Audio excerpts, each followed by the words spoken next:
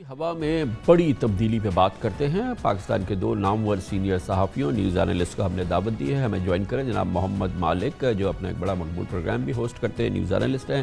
ہمارے ساتھ عامر ضیاء بھی ہیں جو کہ معتبر ماہنامہ نیریٹیوز کے ایڈیٹر بھی ہیں۔ بہت بہت شکریہ آپ حضرات کا۔ مالک صاحب، سب سے پہلے آپ فرمائیے گا، پشاور کی شکست کو کہا جا رہا ہے کہ عمران خان کے لیے کاؤنٹ ڈاؤن کا آغاز ہے اور سب سے بڑی نشانی ہے کہ ان کی مقبولیت بری طرح سے سرنگوں ہیں۔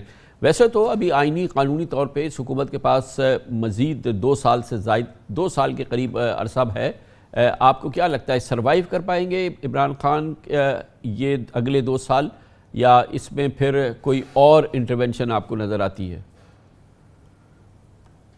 کامران، پہلی بات تو یہ ہے کہ ان کو ڈینائل سے نکلنا ہوگا۔ اگر آج آپ وزیر اعظم کا ٹویٹ دیکھیں تو انہوں نے بڑی کنوینئنٹلی یہ کہہ دیا ہے کہ دیکھیں وہ سلیکشن غلط تھی کینڈیڈیٹس کی، اور آپس کے جھگڑے فواد چودھری نے کہہ دیا۔ لیکن یہ لوکل الیکشن جو سے ہیں، آپس کے جھگڑے صرف ان میں نہیں ہوتے، جو اپوزیشن کی کینڈیڈیٹس تھے ان میں بھی یہی حال ہوتا ہے، اس میں بھی برادری ازم ہے، وہاں بھی 4 لوگ آپس میں الیکشن لڑ رہے تھے، ایسی بات نہیں ہے۔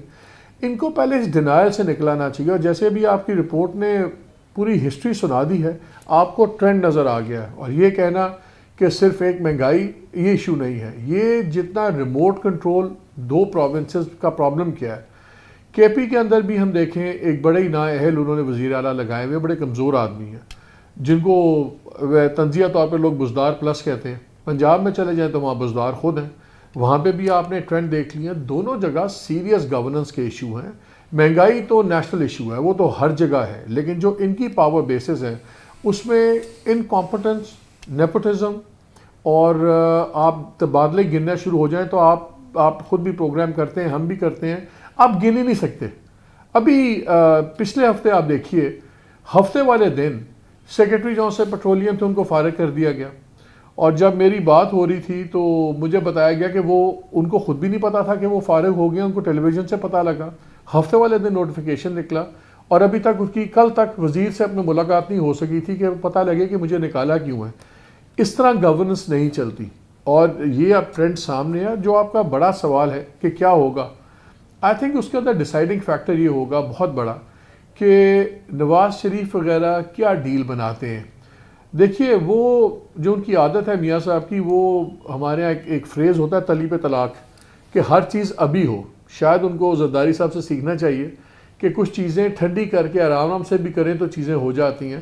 I think he is asking too much, اور الٹرنیٹیو ابھی بائی ڈیزائن سے زیادہ Imran Khan I think by default چل رہے ہیں، کیونکہ الٹرنیٹیو کسی کے پاس بھی نہیں ہے، اسٹیبلشمنٹ کے پاس ابھی ایک واضح نہیں ہے۔ یہ کہنا تو بڑا آسان ہے کہ ٹھیک ہے جی گورنمنٹ گر جائے گی تو فریش الیکشنز ہو جائیں گے، اتنا سمپل نہیں ہے، اور یہ ٹرینڈز بڑے خطرناک آ رہے ہیں۔ ہم نے پنجاب میں دیکھا ٹی ایل پی کا رائز، ہم نے دیکھا، ہم نے کے پی کے اندر اربن ایریاز کے اندر یہ جے یو آئی کا رائز سمجھ نہیں آ رہا کہ وہ لوگ جو سے لبرل یا پروگریسو ووٹر تھا، ٹپیکل جو پی ٹی آئی کا ووٹر تھا، جو ووٹر تھا اے این پی کا دوسروں کا، وہ جا کے جے یو آئی کو ووٹ کیوں اس نے ڈالا ہے۔ جی، یہ سارے سوال اپنی جگہ بہت ہی، یعنی کہ جو پورا منظرنامہ تبدیل ہو رہا ہے یہ اس کی نشاندہی ہے۔ عامر ضیاء صاحب، آپ بتائیے گا کیا چوائسز ہیں اب عمران خان کے پاس؟ اس میں تو اب کوئی دو رائے نہیں ہے کہ ان کی مقبولیت، ان کی جماعت کی مقبولیت جو ہے وہ یقیناً ایک بڑے تنزلی کا شکار ہے۔ اچھا، پہلی بات ہوئی کامران صاحب کہ جمعیت علماء اسلام کا جیتنا، وہ میں سمجھ میں یوں آنا چاہیے کہ اگر آپ گزشتہ 3 انتخابات کے اعداد و شمار دیکھیں تو مولانا کی پارٹی کے بھاری صاحب اس پہ تو ہم آئیں گے، لیکن فی الحال عمران خان کی چوائسز اور آپشن کیا ہیں اس پس منظر میں جس میں کہ ان کی مقبولیت، ان کی جماعت کی مقبولیت تیزی سے سرنگوں ہے؟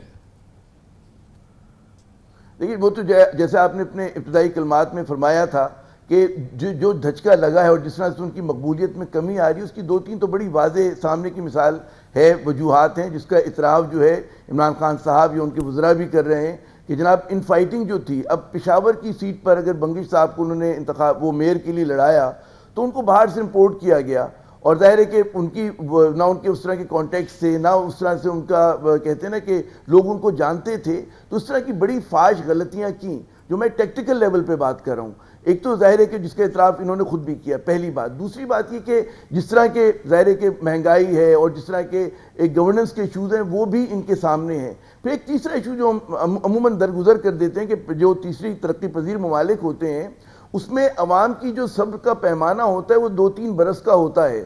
آپ جتنی بھی جمہوری حکومتوں کو اٹھا کر دیکھ لیں اس میں آپ یہی دیکھیں، چاہے وہ بے نظیر صاحبہ کی ہو، چاہے وہ زرداری صاحب کی ہو، نواز شریف صاحب کی، 2-3 سال کے بعد ہمیشہ اسی طرح کا تنقید جو ہے وہ شروع ہو جاتی ہے۔ اتنی غیر یقینی صورتحال ہوتی ہے کیونکہ ہمارے جو ایک ڈیموکریٹک سسٹم ہے پارلیمانی، اس کے ڈی این اے میں عدم استحکام ہے، اور اس کے اندر جو ہے کیونکہ لوگوں کی توقعات بہت زیادہ ہوتی ہیں اور حکومتوں کی مجبوریاں اس سے زیادہ بڑی ہوتی ہیں، جی عامر جیسا صاحب نہیں اتر پاتے۔ یہ بہت عمدہ یہ نکتہ ہے کہ ہر ہمارے ہاں جمہوری حکومت کا جب یہ مڈ ٹرم کے بعد کا جو حصہ ہوتا ہے وہ یا تو اتنی غیر مقبول ہو جاتی ہے کہ اس سے پہلے ان کو الٹ دیا جاتا ہے اور عوام کو کوئی اس میں پریشانی نہیں ہوتی، یا پھر ان کی غیر مقبولیت کا سفر جو ہے جاری رہتا ہے۔ ابھی ہم نے 2 حکومتیں دیکھی، ایک خاص طور پہ جو ہم نے دیکھا تھا وہ پیپلز پارٹی کی حکومت اور نون لیگ کی حکومت کے بھی جو آخری حکومت تھی۔ تو مالک صاحب آپ بتائیے، یہ بڑا انٹرسٹنگ پوائنٹ ہے جو عامر زیر نے کیا، یہ بات یعنی کہ صرف یہ پی ٹی آئی کے ساتھ نہیں ہے کہ اس کی اتنی تیزی سے مقبولیت مڈ ٹرم کے بعد کم ہو رہی ہے۔ نہیں، اس میں کامران بڑی سمپل بات ہے۔ دیکھیے 2.5 سال یا 3 سال جب گزر جاتے ہیں کسی بھی گورنمنٹ کے، یہ بات ڈی این اے کی نہیں ہے، بات ایکسپیرینس کی ہے۔ سب کو کلیئر ہو جاتا ہے کہ کیا گورنمنٹ کس ڈائریکشن میں جا رہی ہے، کیا گورنمنٹ کے پاس کوئی پلان ہے، کیا گورنمنٹ کے پاس کچھ ہے۔ نواز شریف کی جب گورنمنٹس تھیں اس میں عوام کے اندر وہ ان پاپولر نہیں ہوئی تھی نواز شریف کی government, to be fair to the man. وہ جو انہوں نے فوج کے ساتھ نیڈلیسلی اپنے جھگڑے شروع کر دیے تھے، ٹپکلی ان کا ہوتا ہے کہ ایک اطاعت کا میرا ایک منظر بنے کہ ہر کوئی میرے تابع ہو، اس کی پرابلمز ہوئی تھی۔ ان کی عوام کے ساتھ تو پرابلمز نہیں تھی۔ اس گورنمنٹ کا پرابلم آیا ہے عوامی پرسیپشن میں، ایک sense of lack of direction ہے۔ جب آپ روزانہ دیکھتے ہیں بندے چینج ہو رہے ہیں، روزانہ جو لوگ چینج ہونے چاہیے وہ ہوتے نہیں ہیں۔ چیف ایگزیکٹو نہ کے پی کا چینج ہوا، نہ آپ کا پنجاب کا چینج ہوا، آپ وہاں بھی چیف سیکرٹری بدل رہے ہیں، سیکرٹریز بدل رہے ہیں، یہاں بھی بدل رہے ہیں۔ لوگ بیوقوف نہیں ہوتے، لوگوں کو نظر آ جاتا ہے کہ پلان نہیں ہے۔ جب 5 آپ کے فائنانس منسٹر بدلے جائیں گے، جب آپ کے انرجی منسٹر 4-4 5-5 بدلے جائیں گے، جب آپ کے فیڈرل سیکرٹریز روزانہ 5-6 بدلے جائیں گے، تو لوگوں کو نظر آ جاتا ہے کہ ایک پلان نہیں ہے اور پھر امید ختم ہو جاتی ہے۔ یہ گورنمنٹ اور رہی صحیح کثر انہوں نے بھی وہ کر دی جو میاں صاحب ہمیشہ ٹپیکلی کرتے تھے، انہوں نے بھی ڈی جی آئی کے مسئلے پہ نیڈلیس ایک جھگڑا کر لیا۔ تو لوگوں کو سینس آف ڈیجوو ہوتا ہے کہ یار پہلے بھی دیکھا ہوا ہے، اب بھی دیکھا ہوا ہے۔ یہ کوئی ڈی این اے کا ایشو نہیں ہے، ایک پیٹرن ہے مس گورننس کا۔ جس طرح گورننس کا ایک پیٹرن ہوتا ہے اس طرح مس گورننس کا بھی ایک پیٹرن ہوتا ہے۔ اب مجھے آپ بتائیں، ہم لوگوں نے شروع میں کتنا سپورٹ کیا کہ یار نئی گورنمنٹ ہے، چانسز ہونے چاہیے سب کچھ، لیکن جب گورنمنٹ خود تلی ہو یہ امپریشن دبا کے دینے پہ کہ we don't know what we are doing, تو پھر تو ڈسکنٹینمنٹ ہوگی۔ مس گورننس کی